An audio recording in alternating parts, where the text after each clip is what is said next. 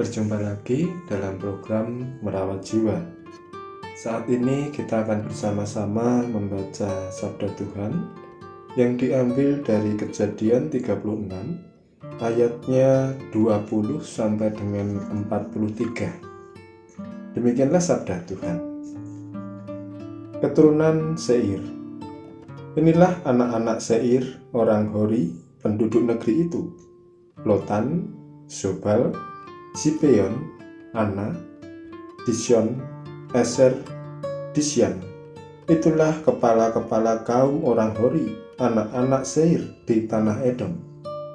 Anak-anak Lotan ialah Hori dan Heman, dan saudara perempuan Lotan ialah Timna. Inilah anak-anak Sobal: Alwan, Manahat, Ebal, Zefo, dan Onam. Inilah anak-anak Sibeon: Aya dan Ana.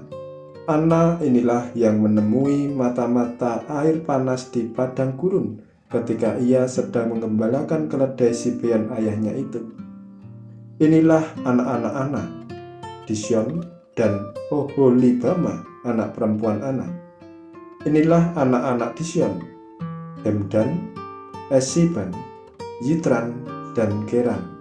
Inilah anak-anak Eser: Bilhan, Zawan, dan Akan. Inilah anak-anak Disyan: Us dan Aram.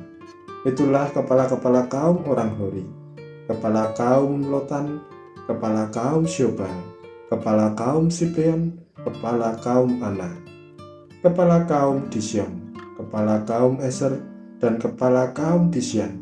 Itulah kepala-kepala kaum orang Hori, kaum demi kaum di tanah Seir. Raja-raja Edom.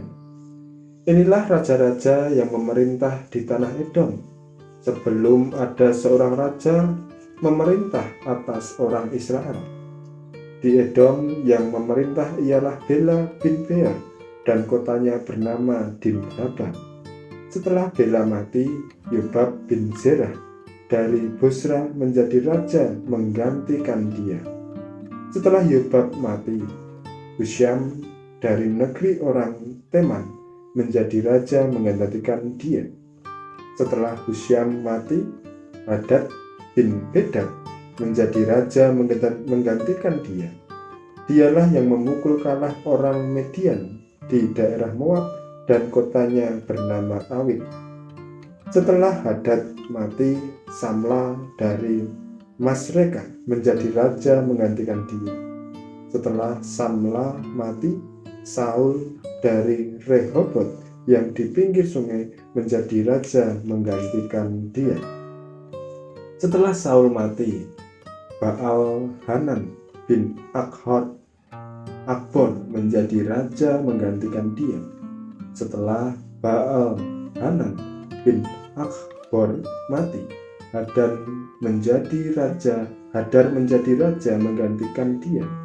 Kotanya bernama Pahu, dan istrinya bernama Mahetabel binti Matred binti Mezahab. Inilah nama kepala-kepala kaum Esau menurut kaum dan tempat mereka, dengan nama mereka masing-masing: kepala kaum Timna, kepala kaum Alwa, kepala kaum Yada, kepala kaum Oholibama, kepala kaum Elah, kepala kaum Pihon, kepala kaum Kenas, kepala kaum Teman, kepala kaum Mipsa, kepala kaum Magdiel, dan kepala kaum Imran. Itulah kepala-kepala kaum Edom menurut tempat kediaman mereka di tanah milik mereka. Edom ialah Esau, bapa orang Edom. Demikianlah sabda Tuhan bagi kita. Tema perenungan kita adalah mempersiapkan diri sebagai ahli waris. Kepemimpinan dunia ini tidak ada yang bersifat kekal. Oleh karenanya akan terus-menerus terjadi pergantian kepemimpinan yang baru sebagai penerusnya. Untuk menjadi penerus atau ahli waris pemegang jabatan kepemimpinan tidaklah mudah. Itu semua membutuhkan persiapan-persiapan yang tidak sebentar. Demikian halnya dalam dunia keraton. Anak raja di keraton dari sejak kecil sudah dididik dengan pola didik yang sangat berbeda dengan orang awam pada umumnya. Anak-anak raja dididik mulai dari cara makan, cara jalan, cara minum, cara duduk, cara berpakaian, cara berjalan, dan pelajaran ilmu pengetahuan pada umumnya. Dari kecil mereka sudah dididik untuk menjadi ahli waris yang layak untuk meneruskan tahta kepemimpinan di keraton.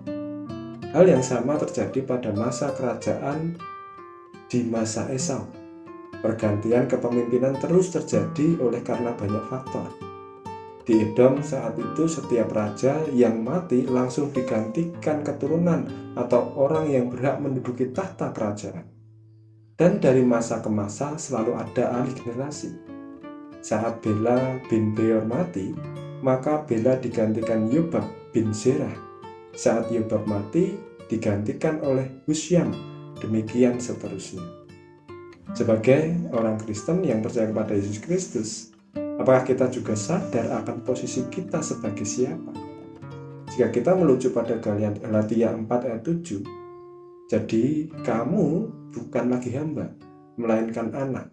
Jikalau kamu anak, maka kamu juga adalah ahli-ahli waris oleh Allah. Hal ini dimaksudkan bahwa kita tidak lagi ada di bawah perhambaan hukum Taurat, tetapi oleh kepercayaan kepada Kristus, kita menjadi anak-anak Allah.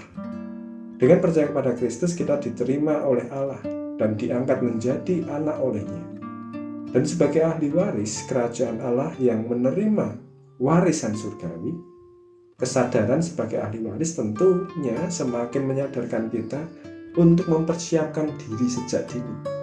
Persiapan itu mencakup seluruh aspek kehidupan, baik dari pengetahuan, perilaku, sikap hati, pengendalian diri, dan lain sebagainya. Oleh sebab itu, selamat untuk kita mempersiapkan diri mulai dari sekarang sebagai ahli waris Allah. Kiranya dengan kesadaran itu kita semakin mau untuk berkomitmen mempersiapkan diri dan mengatur kehidupan kita dalam kebenaran sabda Tuhan, sehingga hidup kita pun menjadi layak untuk dikatakan sebagai ahli waris. Tuhan memberkati kita sekalian. Amin.